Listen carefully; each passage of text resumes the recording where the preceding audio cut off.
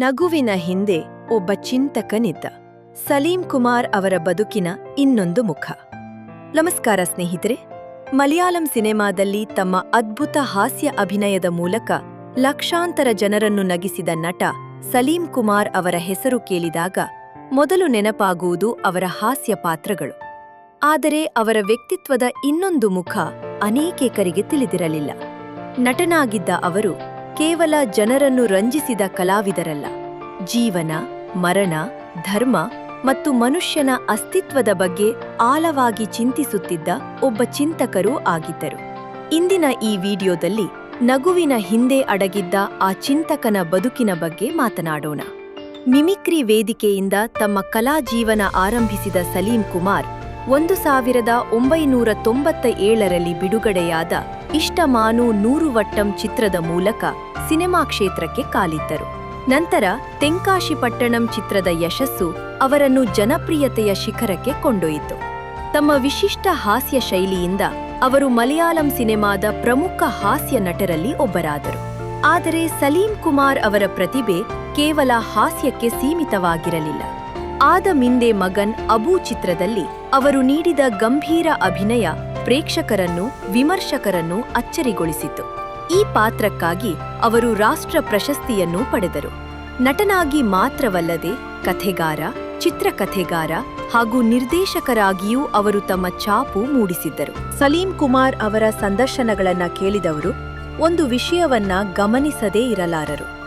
ಅವರ ಮಾತುಗಳಲ್ಲಿ ಜೀವನದ ಕುರಿತು ಪ್ರಶ್ನೆಗಳಿದ್ದವು, ಸಮಾಜದ ಬಗ್ಗೆ ಕಾಳಜಿ ಇತ್ತು, ಮನುಷ್ಯನ ಅಸ್ತಿತ್ವದ ಬಗ್ಗೆ ನಿರಂತರ ಚಿಂತನೆ ಇತ್ತು. ಒಂದು ಸಂದರ್ಶನದಲ್ಲಿ ಅವರು ಹೇಳಿದ ಮಾತು ಬಹಳ ಅರ್ಥಪೂರ್ಣವಾಗಿತ್ತು. ಗಂಡನಾಗಿ ನಾನು ಸಂತೋಷವಾಗಿದ್ದೇನೆ, ತಂದೆಯಾಗಿ ಸಂತೋಷವಾಗಿದ್ದೇನೆ, ಆದರೆ ಮನುಷ್ಯನಾಗಿ ನಾನು ಸಂಪೂರ್ಣ ಸಂತೋಷವಾಗಿಲ್ಲ. ಈ ಒಂದು ವಾಕ್ಯವೇ ಅವರೊಳಗಿನ ಆತ್ಮಾವಲೋಕನವನ್ನ ತೋರಿಸುತ್ತದೆ. ಅವರು ಬದುಕಿನ ಅಂತಿಮ ಸತ್ಯವನ್ನ ಅರಿಯಲು ಬುದ್ಧನ ಚಿಂತನೆಗಳು ನೆರವಾದವು ಎಂದು ಹೇಳಿದ್ದರು.